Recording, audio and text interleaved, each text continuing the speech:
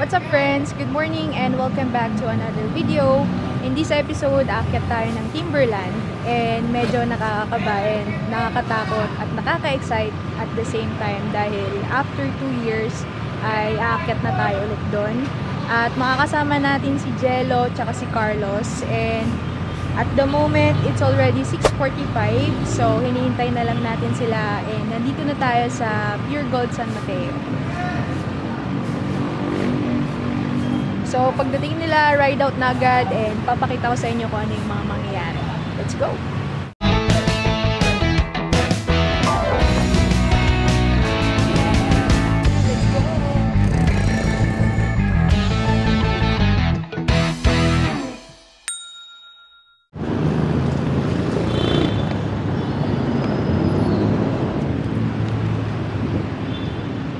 Dito na sila, so ride out na kami. Let's go!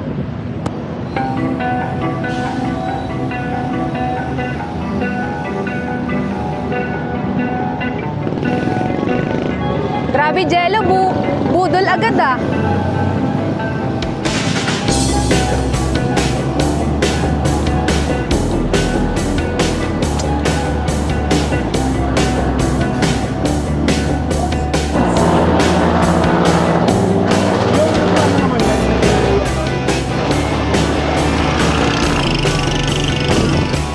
Morning po. Good morning. Ay, naalala ko na to. Dito pa lang laspag na ako eh. Dahil dyan sa lubak ko. Kaya nga eh.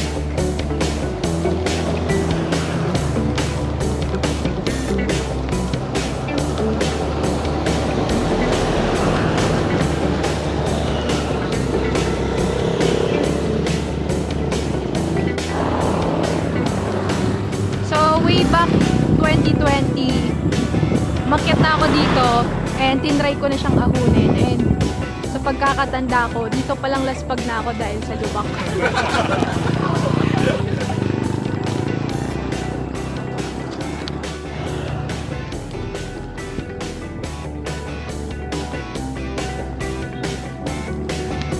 So, salamat sa Bulacan, na-train tayo sa mga lubak.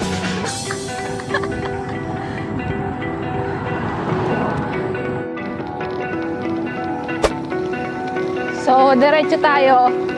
Pag kumaliwa ka, shotgun. Di ba sarado pa yan?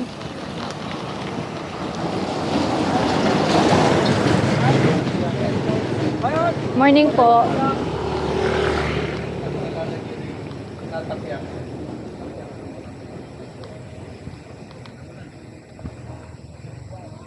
Ano, Besh? Nakabahan na ako. Ang bilis mo nga eh! So, this is it. Ahon na kami and nag-water break lang saglit, tas diretso na. Grabe ka, Jello!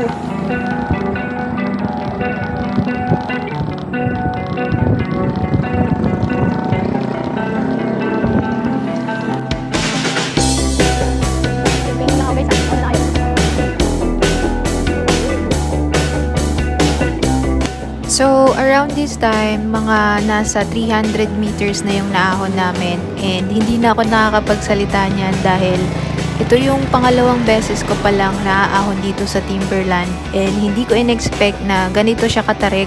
Kaya instead of magkwento during that time ay nag-focus na lang ako sa pacing at sa pag-ahon ko. And habang umaahon tayo, bibigyan ko na lang kayo ng statistics or ng details ng ahon dito sa Timberland. And let's start with the total kilometers. So based sa nakita ko online, yung ahon dito sa Timberland ay may total of 3.48 kilometers. And depende siguro siya kung saan ka magi-start at titigil. Tapos, yung average gradient dito ay umabot ng 7.9% gradient. Pero parang hindi mo siya mararamdaman dahil parang lahat nakatingala. So, tignan mo na lang din siguro sa Strava yung segment na inahon mo kung ilan yung average na gradient niya. Pero ako, yung highest gradient na napansin ko is at 18% gradient. Tapos, total of 348 naman yung total elevation gain na nakuha ko nung inahon namin to. And ayan, sa part na to, medyo feeling ko kaya ko pa magsalita. Kaya, ayan, balik tayo sa kwento ko.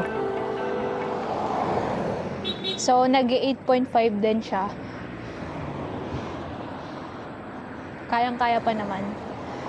Pero hindi tayo masyado nagmamadali kasi nung last 2020 na unang ahon ko dito, super bilis ko. Kaya sumabog ako agad. So this time chill lang, 'di ba? Ang bilis mo eh. Sagad ka na ba? Isa pa. Isa pa. Saving grace ang tawag dyan. Ikaw. May isa pa. Saving grace.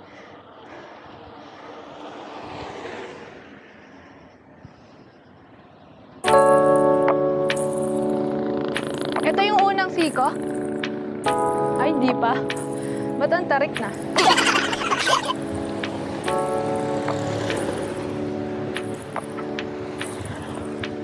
So, nagta-12% na.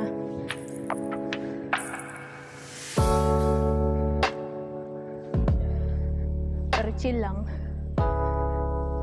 Huwag maaatat. And ayan nga, kinakausap ko na yung sarili ko habang umaahon. So, I can still remember way back 2020, yun yung first attempt ko na umahon dito sa Timberland. Pero unfortunately, hindi ako nag-succeed dahil feeling ko baguhan pa lang ako noon at hindi pa ako prepared para sa mga ganitong klaseng ahon. And finally, after 2 years, nagkaroon na ulit ng opportunity na umahon dito and nagyaya si Carlos tsaka Jello. And I thought na this will be the perfect time para i-attempt ulit na umahon dito sa Timberland. At sa unang attempt ko, feeling ko yung pagkakamali ko is niratrat ko agad or nagmamadali ako. Tapos napakabigat pa ng gearing ko, kaya this time ang ginawa ko is nag-pacing lang ako around 5 kilometers per hour and yung gearing ko is nandun na agad sa pangalawa sa pinakamagaan. So, fast forward tayo sa ahon and ayan, kasabay natin si Mami and si Carlos na una na at nag-overtake na. So, shout out sa'yo Mami, sobrang lakas mo and sobrang ganda ng pacing mo. So, nag-post ako about her sa Facebook and sa TikTok ko and I found out na araw-araw pala siyang umaahon sa Timberland. Kaya sobrang inspiring ng story niya and kung kaya niya at araw-araw siyang nakakaahon dito sa Timberland, what's our excuse, 'di ba? And medyo na-overtaken natin si Mami kasi nag-i-spin siya and mas magaan yung gearing niya dahil mas malaki yung cogs na gamit niya at naka-MTB siya. So, nag-overtake na tayo sa kanya and then eventually maabutan niya rin tayo. Tuloy-tuloy lang sa padjak at pag-ahon pero after mga 500 meters, nakaramdam na tayo ng sobrang hingal at sobrang bilis na heart rate at dahil wala tayong tulog at galing pa tayo sa trabaho, napagdesisyonan ko na huminto muna saglit at magpababa ng heart rate. And feeling ko isang factor din na hindi ko alam kung gaano pa kahaba yung aahunin kaya nag-decide ako na huminto muna. Pero siguro kung alam ko na konti na lang at banayad na lang yung ahon after nito, ay tinuloy-tuloy ko na at tinapos ko na hanggang dulo. At gaya ng sabi ko kanina, maabutan tayo nito ni Mami. So habang nagpapahinga ako, ayan na siya, chill na umaahon. At ako naman, hingal na hingal habang nagpapababa ng heart rate.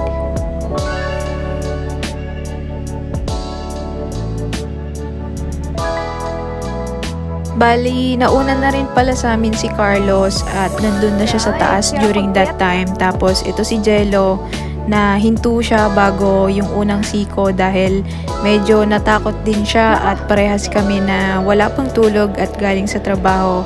So, hindi na siya nagpumilit na pumadyak at nag-decide na lang din siya na itulak. Pero nag-recover lang din kami dyan at nag-start na ulit pumadyak and natapos naman namin hanggang dulo. Yeah. Back to the game.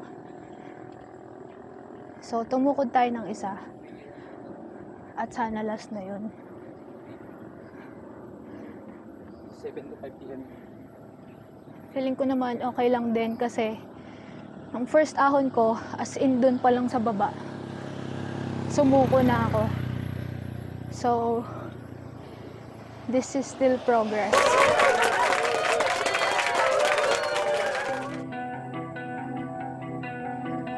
So, ayun, dire-diretso na lang yung padjak namin dyan, Jello. Super pacing na lang yung ginawa namin hanggang sa marating namin yung pinakadulo.